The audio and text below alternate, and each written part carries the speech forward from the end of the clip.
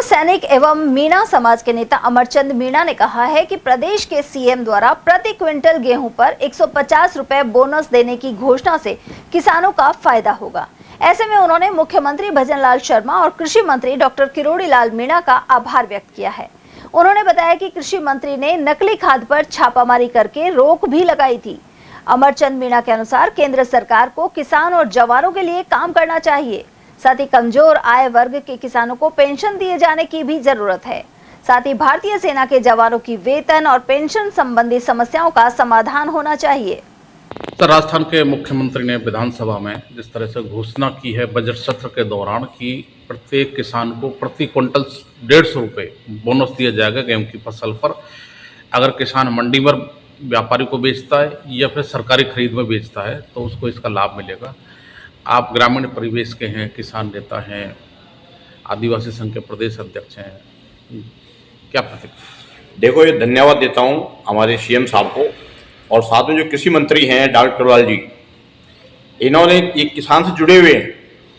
इन्होंने जन्म उस घर में लिए है जो किसान की हर प्रॉब्लम समझते हैं, इसलिए इन्होंने किसान के बारे में सोचा है और अच्छा पहल किया है ये।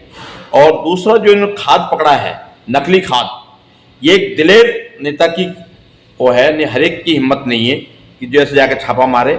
उन्होंने भी जान माल की बिना परवाह किए हुए वहाँ जाके छापा मारा और हर एक का राज खोला ताकि किसान को अच्छा खाद मिल सके।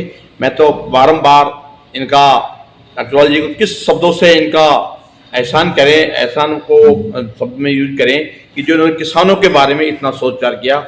अगर हर नेता इतना सोचे, अपने कार्य के प्रगति ऐसे बारे में सोचे कि मैं कार्य को किस तरह से मैं करूं, तो शायद देश में किसी की परेशानी आने से खत्म हो जाएगी। सर, आपको लगता है कि जो किरोड़ीलाल मीणा है किसान नेता, उनको किसानों की, मजदूरों की, विशेषकर गांव के आदमी की समस्याओं का पता है, दुख तकलीफ का पता है और उनके समाधान के लिए वो प्रयास करते हैं? देखो, वो धरती से जुड़े हुए, जमीन से जुड़े हुए हैं। वो डायरेक्ट नेता नहीं बने इतने बड़े। उन्होंने जनता की सब चीज की देख करके खुद किसान के बेटे हैं। उन्होंने किसान में हल चलाया है। ये मेरी आंखों देखे हाल है। मैं एक बार आज से 1995 में गया था उनके किसी काम से मिलने के लिए, तो गोलमा देवी जी खुद खाद की ट्रॉली भर रही थी अपने हाथों से, जबकि साहब एमएलए थे। अब बताइए, ये बताओ, जब उनको इस बात का कोई मैं नहीं है, कोई घमंड नहीं है, कोई ऐसा कुछ नहीं है, और वो इस तरह से उन्होंने काम किया है, वो उस किसान की समस्या को समझते हैं। अब जिन्होंने समस्या देखी नहीं वो क्या समझेंगे?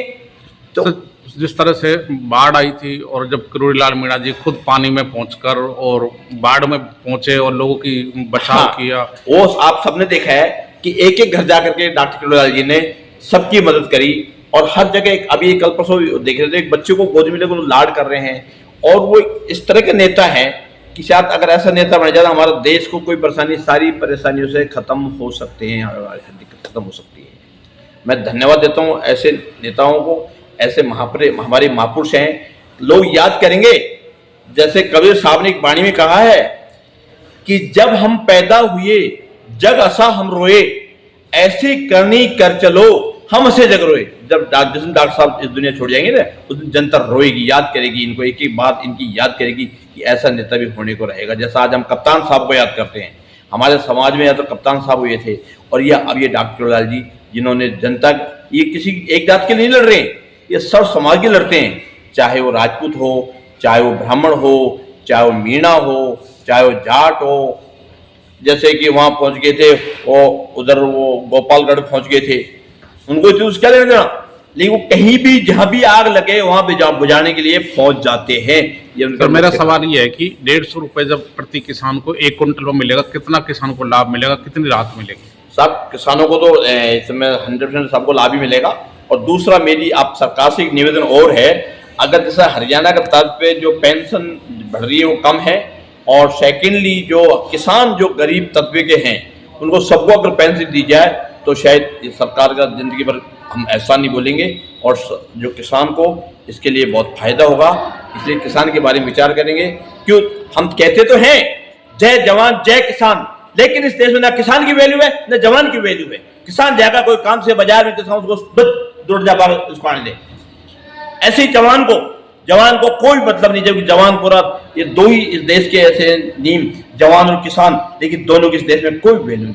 मैं आपको लगता है इन आपका दोनों को मजबूत करने की आवश्यकता है? हाँ, दोनों को मजबूत करने की इनको आवश्यकता है। और मैं हाथ जोड़ के निवेदन करता हूँ सरकार से, सेंट्रल गवर्नमेंट से भी और स्टेट गवर्नमेंट से भी मैं निवेदन करता हूँ कि दोनों के बारे में विचार किया जाए, सैनिकों के बारे में और इनके बारे में। सैनिकों को पीछे से बहुत बुरा हाल है, उनके बच्चों को कोई देखभाल नहीं करता, ना टाइम पर उनको छुट्टी मिलती है, ना कोई और कुछ होता है, और जवानों के साथ बड़ा अन्याय होता है। इसके बाद और जैसे खास तौर से कई डिपार्टमेंट ऐसे जवानों के साथ बड़ा अन्याय करते हैं, इस बारे में विचार करें और जवानों की सुनवाई करें। किसान और जवान यही देश का मजबूत नींव है।